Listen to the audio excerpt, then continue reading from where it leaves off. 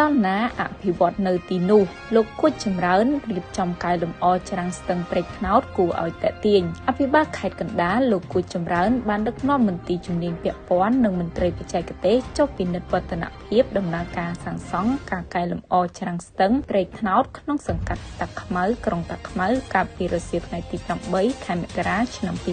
2026លោកគួចចម្រើនបានធ្វើការណែនាំក្រុមការងារសាងសង់ត្រូវយកចិត្តទុកដាក់ខ្ពស់ក្នុងការសាងសង់ច្រាំងស្ទឹងដោយអនុវត្តឲ្យបានត្រឹមត្រូវតាមបទដ្ឋានបច្ចេកទេសសម្ដៅនានាបាននៅសុវត្ថិភាពនិងមានគុណភាពរឹងមាំព្រមទាំងសាងសង់ឲ្យសម្រេចរួចរាល់ជាស្ថាពរតាមផែនការដែលបានគ្រោងទុកសូមគូបញ្ជាក់ថាគម្រោងស្ថាបនាកែលម្អច្រាំងស្ទឹងព្រែកថ្នោតបែកខាងត្បូងស្ទឹងក្នុងក្រុងតាខ្មៅខេត្តកណ្ដាលមានប្រវែងសួនសាធារណៈ